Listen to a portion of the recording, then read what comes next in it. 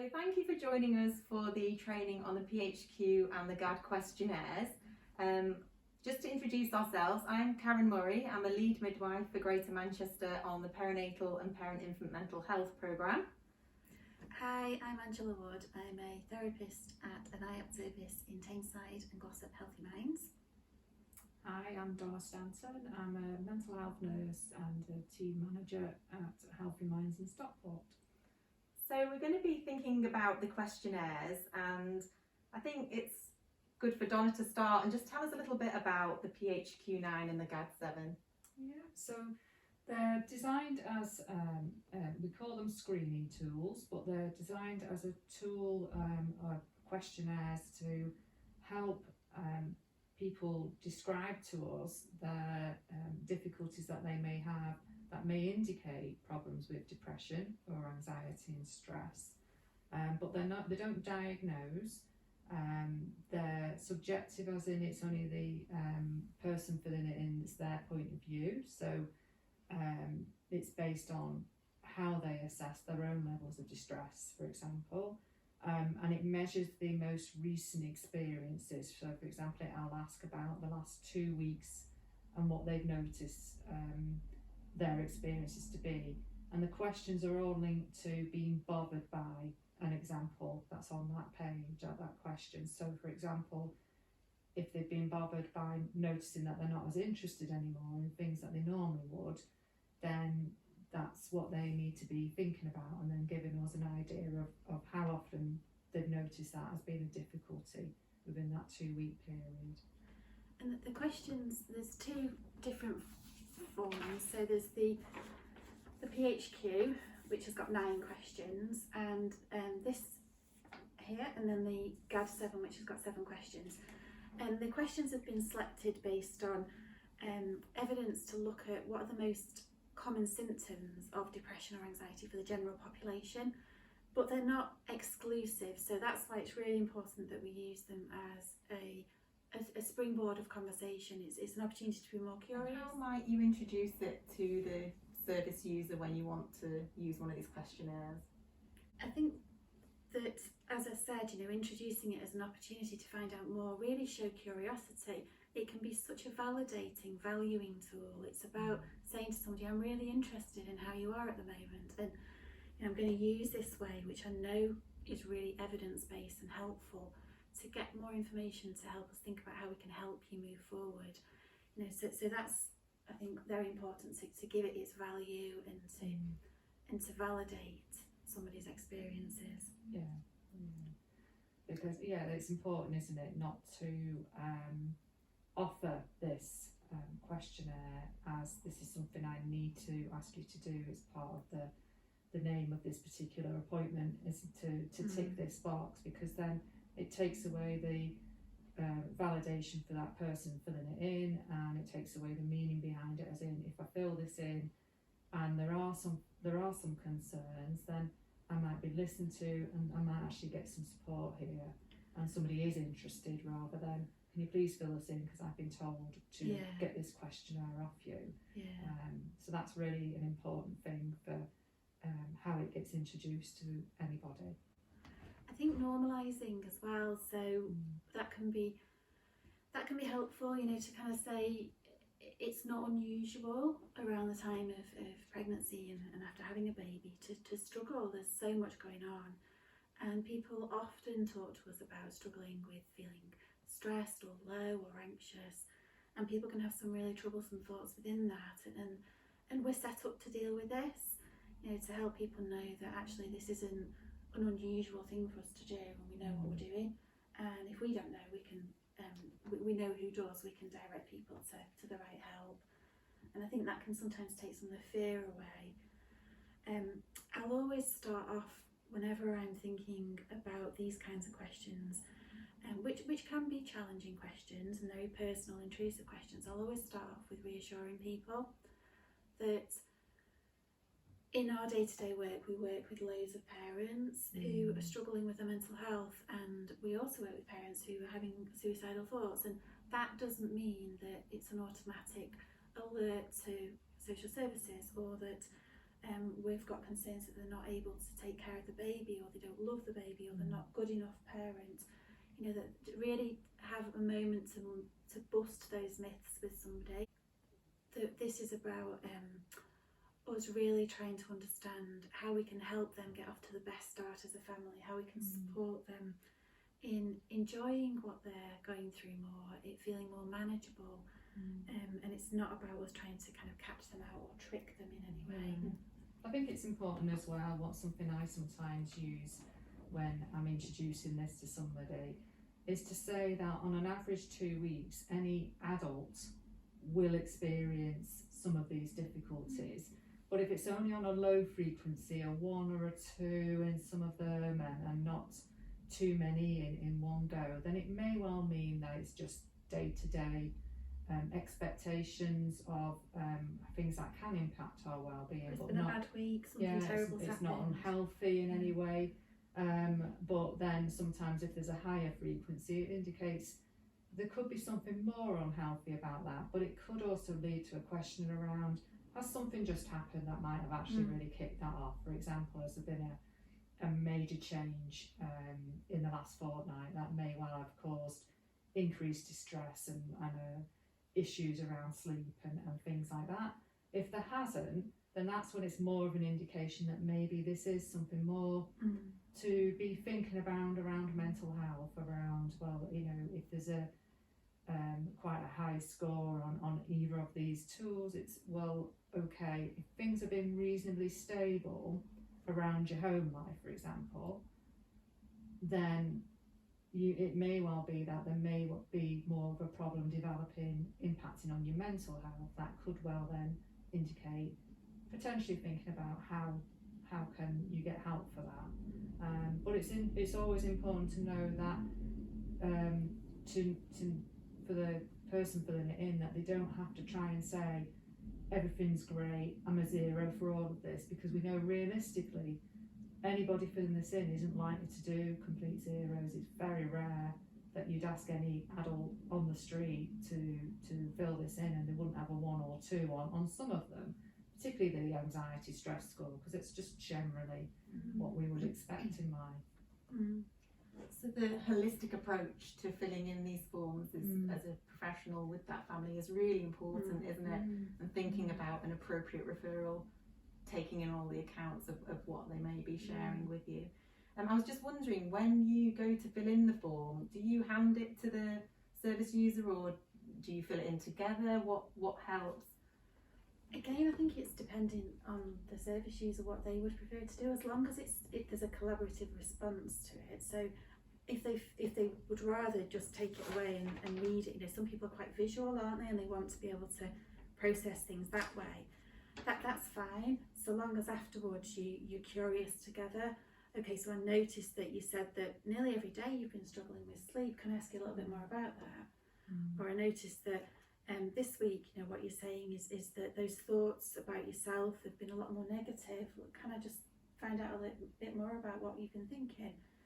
You know, so yeah, not to use it just as a paper exercise, definitely. And sometimes do you find that depending on the individual, the scores can vary depending on their perception of the way they're feeling? That's a really good point. So I might fill this in and I might score, you know, maybe a total score of say 8, and somebody else might fill this in and have quite a similar level of symptoms but score 22. And yes, it's about kind of definitely being curious about that and understanding what might be affecting somebody's I guess interpretation. And we've talked a little bit about, I think, the minimising that can happen. We know that in the perinatal period it's really common for people to minimise their experiences and to minimise the report of symptoms for many reasons, including the fear that I've spoken about and that sense of not wanting to be shamed in any way. So if somebody's perhaps had IVF and desperately wanted a baby for many years and then becomes pregnant and feels they haven't got that joy that they hoped they'd have, you know, that can be really hard for people to say. and if everyone else around them is dead excited, it can be really hard and brave to be able to say, actually, I'm not. So there's lots of reasons why people might minimise. Donna, you think of any more reasons why people might? Yeah, I think as well, I'm thinking about some of these questions can be related to, well, shouldn't I be expecting to feel like this during my pregnancy? Because there might be a change in appetite, there might be a change in energy levels, sleep quality, that sort of thing. So it might be that, yeah, I'm noticing this, but I'm dismissing it because it's just what I'm supposed to be coping with, isn't it? Rather than, actually, this could be a difficulty. And if the person says, I do notice that, but put a note, please, then it might well be, well, okay, but if it bothers you, then that's actually worth acknowledging that and scoring it as how much it bothers you, rather than, well, isn't that just pregnancy related, if that makes sense? Yeah. And when I'm going through the questions, particularly with things like sleep and appetite and energy levels, because we know that pregnancy and early parenthood can massively impact on those areas. So I will say, tell me about your sleeping difficulties. And they might say, well, I'm up and down all night because I need a wee, I'm in the late stages of pregnancy, I can't get comfy, or baby's really unsettled. And then so when you've been for a week, can you get back to sleep okay? Or when baby is sleeping, are you managing to sleep? And that's where more of the mental health presentation will come through. And likewise with appetite, okay, so you might have quite bad sickness at the moment, and it might be that we can't really kind of get a true sense of that, but that's okay, we're going to put it down as it is, and we'll know the context, and we can come back and think about that, when we do the PHQ next time. Yeah, and so I'm thinking, just reminding me as well, one of the questions, the question 7 on the GAD thing is around feeling afraid as if something awful might happen.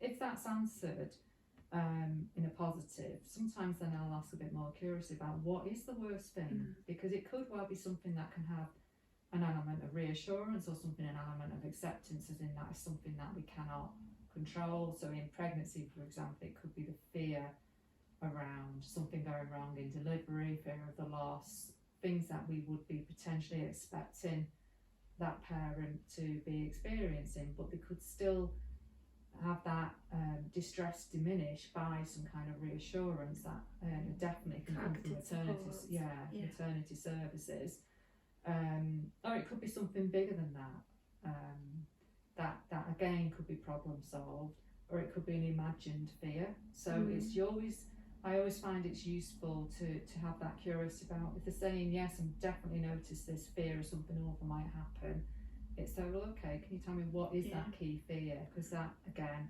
is really useful to start having the a same with the conversation worry questions. So I'll always say, tell me what you've been worrying about.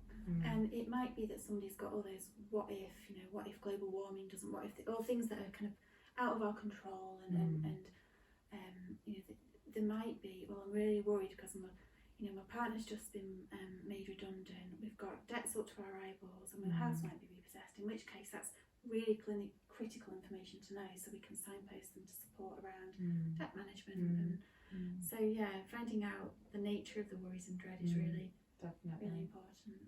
There are some questions on there that can be quite emotionally worrying as a practitioner to ask, or as a service user to receive, particularly thoughts around suicide or self-harm. What's your advice around those questions and how to deliver them and take those responses? I'd say firstly, it's really important to ask. If somebody is struggling, it can be really hard for somebody to voice those fears, and if somebody is asked, it gives an opportunity to start that conversation. If we don't ask the question, that's a missed opportunity. Sometimes people say they're frightened, and I remember earlier on in my career having this fear that, well, maybe I'll put the idea in someone's head, if I start talking about it. We know from research that doesn't happen. That if somebody hasn't got the thoughts, they'll tend to kind of say, I've not got the thoughts, and it's not going to necessarily start that thought, and unless they're already vulnerable to that thought, in which case then we need to be having those conversations anyway. And if somebody is having those thoughts, it's absolutely imperative that we find out more about the nature of the thoughts. Do you want to say a bit more about that? Yeah, I mean, some things that I've picked up over the years really is sometimes if the person's actually filling it in with you at the time, that can be useful, because you may notice that there's a hesitancy of answer in that, and I've often noticed that there might be, if they're actually filling it in with paper and pen, that there might be a bit of hesitancy over answering that, and then they'll go to the zero, or you know, they might put off giving you an answer to that. So even if it's a zero, it's always useful to have a bit of curiosity about, okay, you're saying that's not happening at the moment, but has it happened even more recently to 2 weeks, or has it ever happened? But it can lead into that, gathering that information. And I'd also be curious about the hesitation. Yeah. So I might definitely. say, you know, I noticed it took you a while to answer that, and is that something that's quite hard to think about or talk about? You know, should we talk about that a bit more together? Yeah. Yeah. And sometimes as well, when people start to answer that, they'll want to almost sort of clarify with you that actually I have these thoughts, but they're not suicidal. It's just that, oh, you know, I wish I could like have a really long sleep or something, which is, you know, perfectly sort of a normal escape thought that we're prone to having when we're feeling overwhelmed by things. And then they may want to reassure you as well that I'm having them, but I'm not suicidal, you know, and I'm not going to do anything. So that again is to be allowing that to be okay, having that conversation as it's okay. You know, thoughts can come into our head. We know it doesn't necessarily mean you're going to act on it, but this is a useful way to get that curiosity about, okay, there's the difference between thoughts, I can dismiss it, it doesn't distress me too much, I've got reasons to stay alive, and then there's the thoughts, they're here, they're plaguing me, I'm really, really curious about them, and I think it's the best way to go. I'm researching them, I've got a plan, I've got intent. You know, it's a big topic, looking at suicide risk and how to prevent and how to assess the level of risk, and I think that really that's something that is a whole nother topic that we haven't got time for today, but it's certainly something to escalate to supervision. So, you know, if somebody hasn't had that training in how to assess risk, if they're not confident, is this something that needs acting on, then don't stay alone with that thought. Always check that out with your clinical supervisor, your manager. You can phone up mental health services for a consultation. So it's really common and absolutely fine for people to phone us up as staff at Healthy Minds or as access team staff and say, you know, I've met this person today, this is what they've told me, you know, can you help me think about them? It doesn't mean that, you know, anything dramatic might need to happen, but if it does, then you're already in the right place to get some support. Absolutely. Yeah. I was just thinking as you were talking then a little bit about breaking down some of the questions for maybe some people who get distracted with a paper exercise like this, maybe have a learning need or maybe don't speak English. Is there any support around those kind of service users? Yeah, so for different languages there's lots of access that you can get different versions of this in different languages that can be used. So it's been translated into a readable version in different languages, or if you're using an interpreter with your appointment, then a lot of the interpreters are quite familiar with these tools, so they will know how to adapt the questions and give answers that are reasonable enough to convey that. So it can be adapted for languages. As far as learning difficulties or even attention problems, things like that, then it's always really useful, and the guidance that we have is to split the questions up. So for example, we've got the first question on the GAD says feeling nervous, anxious or on edge. There's a lot in that question. For a lot of people they'll be like, how much? And so the advice on that is to slow that down. So you may say, how often do you feel nervous? Pause. How often do you feel anxious?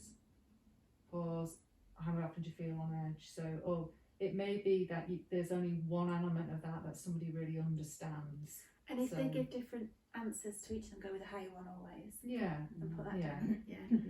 And on the PHQ, I think there's quite a few questions which are quite lengthy. And if we think, if somebody's really stressed and anxious, or if somebody's really depressed, they'll feel foggy. It will be hard to process that information. And so it isn't just for people necessarily with a learning disability or difficulty, but often this is something that many of our service users need. So it might be, say, question number 4, which is about eating.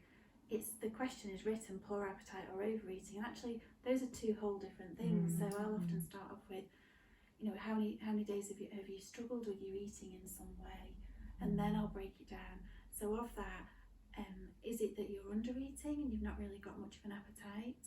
And they might say yes or no. Is it that you're maybe reaching out for comfort foods, or maybe you're binge eating, and we'll explore that?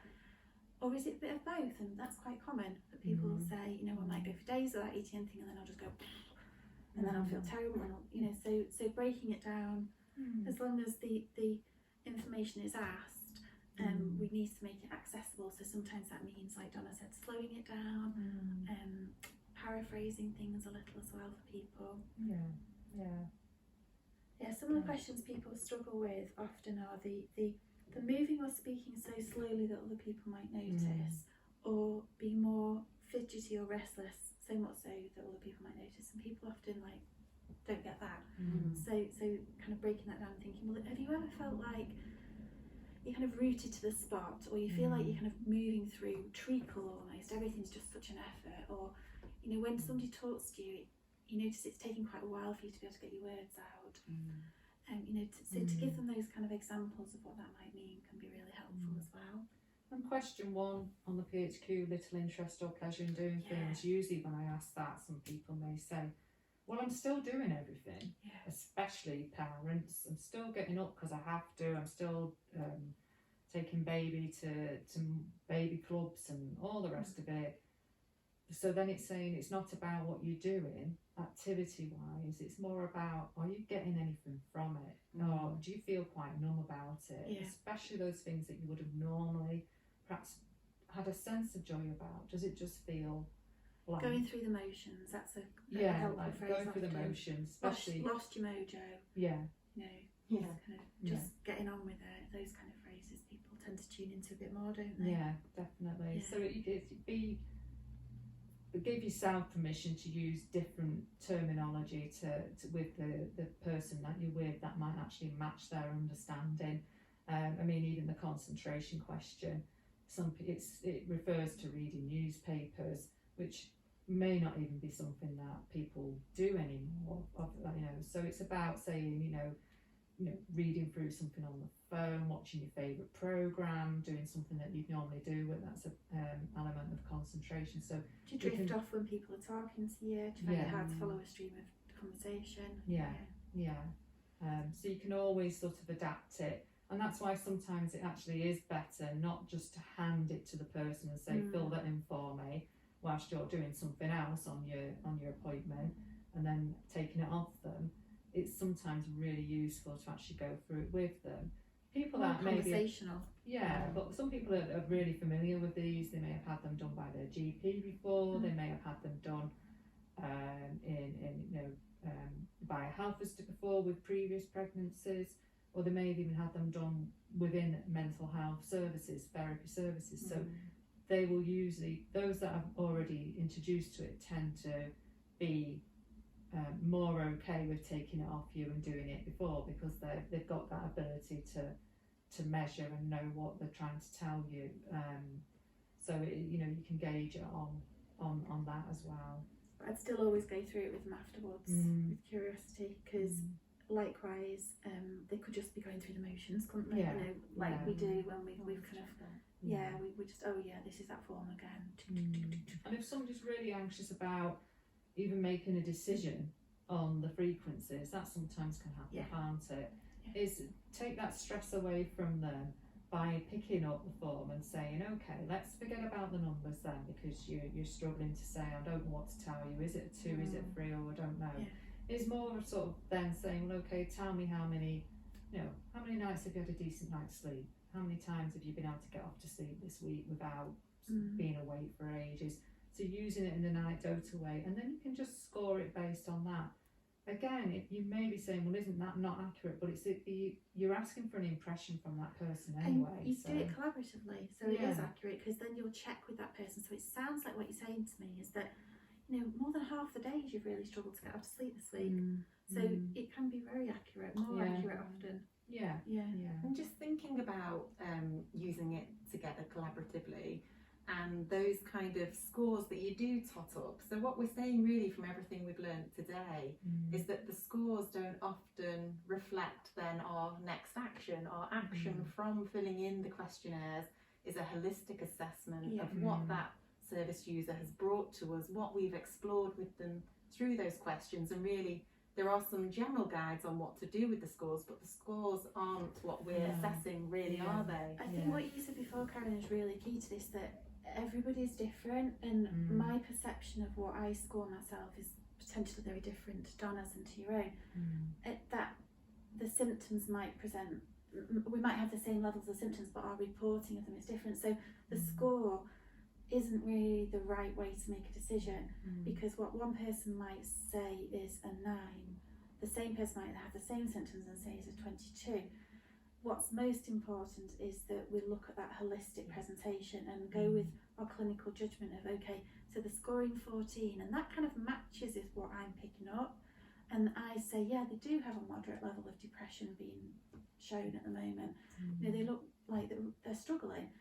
Or, well, the scoring of 4, which suggests that they haven't got any depressive symptoms, but I am seeing somebody in front of me that looks really distressed, and they're telling me in different ways that they're distressed. So those scores don't match with what I think would be more of a severe presentation.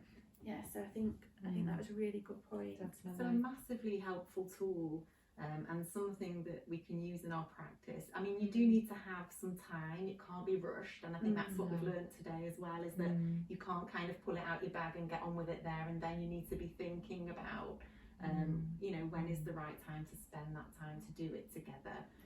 And I know that's a challenge for people, because there's so much that we all have to fit into our 50 minutes with somebody, or however long we have.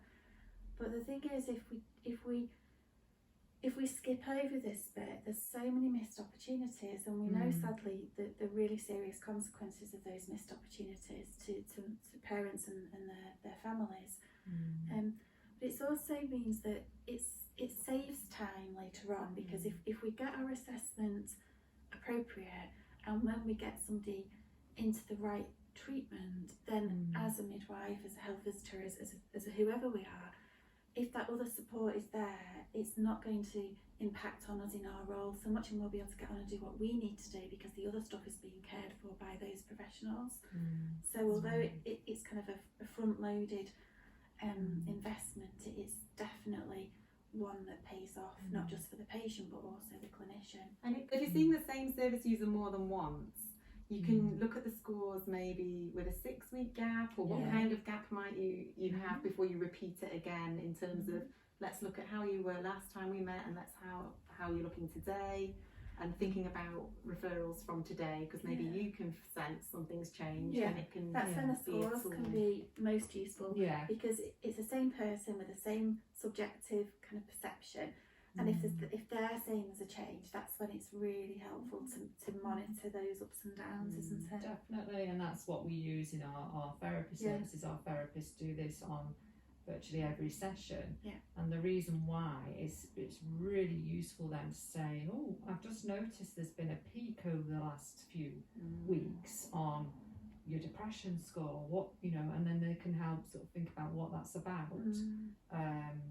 Whereas it might be that the person sort of not actually thought about, am I actually feeling any better, until they have these scores read to them, because it might well be that they came in and everything was all really high, and then it plateaus, and sometimes when we see the scores going down, then we're able to reflect, actually there seems to be less bothering you right now, would you say that's right? And then you can see if it does match that, as in, actually, I would say generally things are better. And then you can then ask, well, what's making it better? Has it been that, you've suddenly got a lot more support, somebody's coming around and helping you, or something's made a lot more sense, you're a lot more confident, or whatever it is that might actually have made that change, so that when they notice that a positive change is going on, that's when you can learn from maintaining that and Yeah. keeping up with that, or even noticing what is it that makes these weeks particularly hard. Yeah. Then again, it's them being able to be their own best judge of that, and then when you're becoming your own best judge, it's gives you a better chance of saying to any professional you meet, this is where I'm at right now, I need some help, or I need to do something different compared to what. Yeah, it's really empowering. It Yeah, is, yeah. it is. And that's one of the ways we use these tools in therapy. So it's not just for our benefit of monitoring somebody's progress, but it's helping somebody to take those moments every week and stop and go, how am I? Because we know when we're busy, and particularly as parents, our focus is outward on the baby often. We don't stop and think about ourselves. And practicing doing that in quite a structured way. It's okay, so how's my sleep been this week? Oh, you know what, it's been terrible. And then it's, well, what's made it terrible? And well, I've been bottling everything up this week. You know, I've not been phoning my friends up. And people start to then link, okay, so in order to help myself, I need to keep talking. I need to make sure I'm like sharing with people when I'm struggling. And those empowering insights help people recover and stay well. It can also pick up on some really vital things as well around physical health, which is so important in this period of time. So again, it may be, okay, is your sleep affected because you sat worrying about something, which may indicate mental health, but it also, if they're saying, do you know what, I think I'm sleeping all right, but I still get a sense of really low energy levels, or you know, there's been an increase in anxiety, but I just can't put my finger on it.